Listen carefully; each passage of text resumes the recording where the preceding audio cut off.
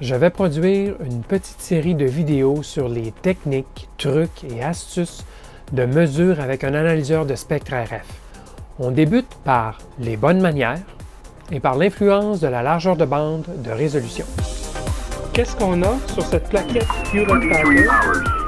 Je vous donne en liste le condensateur électrolytique. Bidouilleuse, bidouilleur, salut!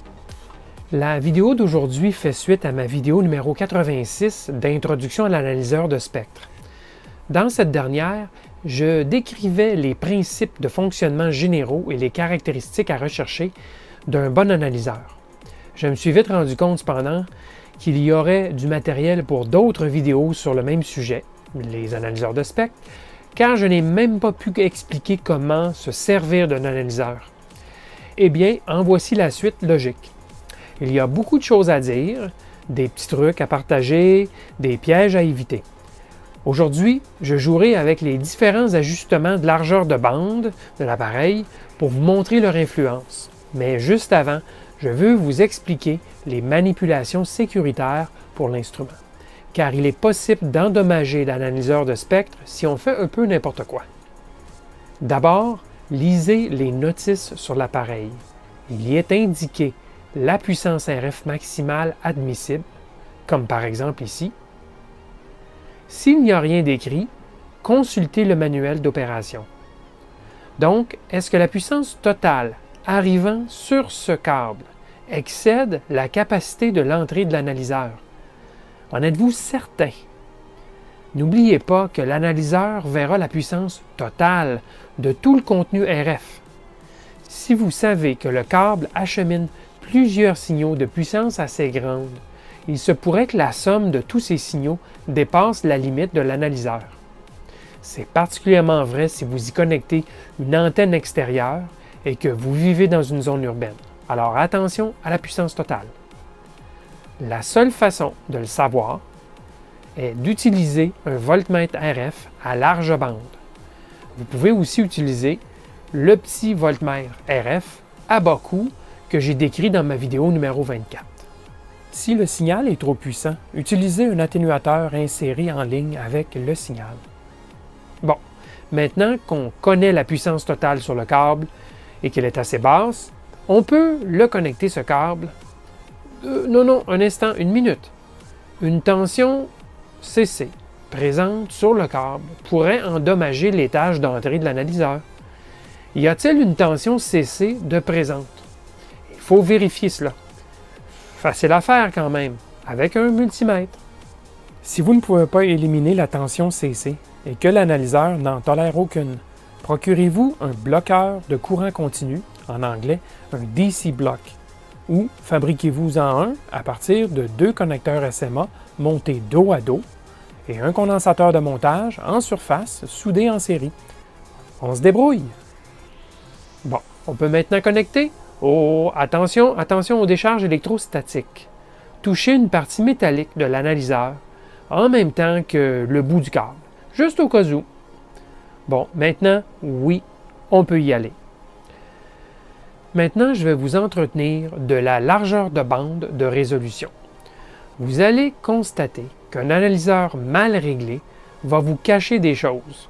Vous mettez cela à l'envers, un analyseur bien réglé peut révéler bien des choses. Je sais que je veux regarder un signal de 150 MHz produit par un générateur RF. Alors, j'entre la fréquence centrale de 150 MHz et la largeur d'observation de, disons 10 MHz. Voici le signal à observer. On voit qu'il a une puissance de moins 10 dBm. Si on part du haut, on a 0 dBm et moins 10 dBm, donc une division plus bas. Quel genre de signal est-ce? Aucune idée, car la largeur de bande de résolution est beaucoup trop grande. On n'a pas assez de résolution. L'analyseur nous montre un triangle plutôt qu'une ligne verticale. Quand on voit un signal de cette forme, il faut diminuer la largeur de résolution, car c'est l'analyseur qui a choisi la résolution, pas moi. Alors, je passe en mode de résolution manuelle pour réduire celle-ci. Elle est à 100 kHz je vais la mettre à 10 kHz. Regardez la différence. Là, ça ressemble à un signal non modulé d'un générateur RF. Allons même à 1 kHz de largeur de résolution. Je regarde toujours 10 MHz de large, mais avec une bien meilleure résolution. Deux constatations. La première, le plancher de bruit s'est abaissé.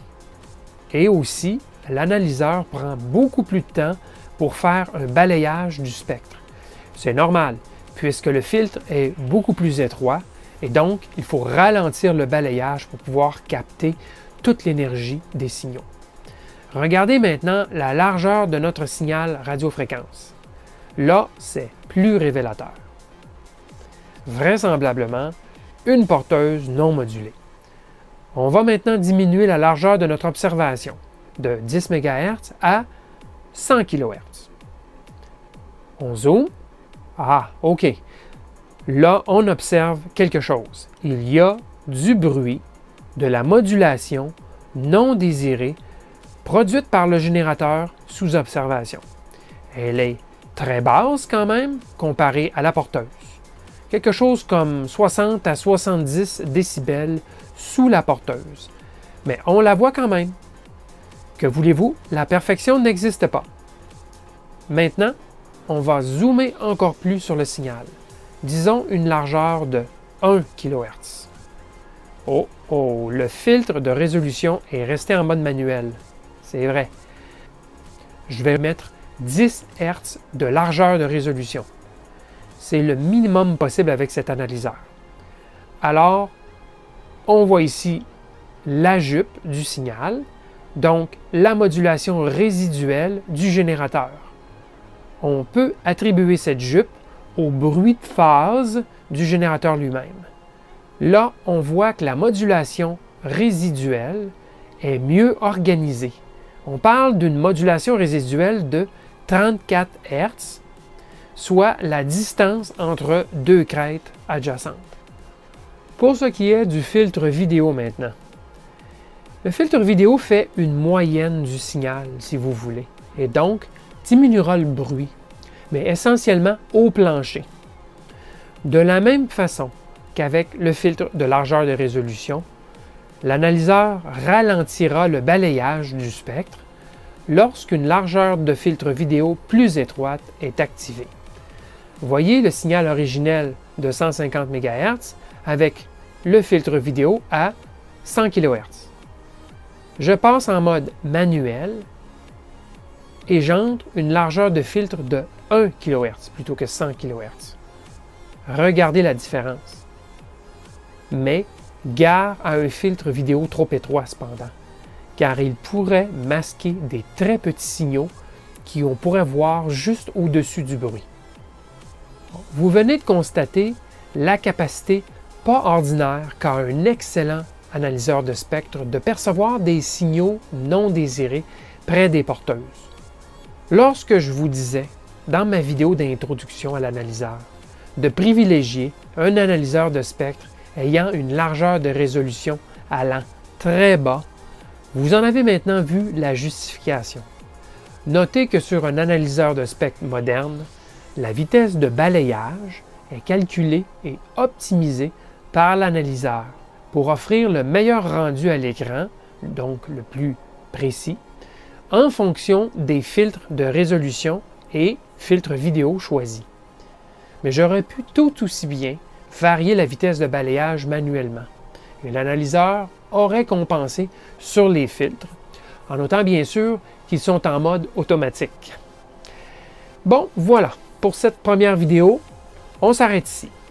Dans les prochaines vidéos, on va entre autres regarder comment on peut renifler dans les circuits à l'aide de l'analyseur de spectre, comment mesurer des filtres et comment se servir de l'analyseur comme récepteur radio. Restez donc à l'écoute pour la suite. La meilleure façon de me suivre est de vous abonner. Le bouton est juste en bas, ici à droite. Eh bien, merci et à la prochaine!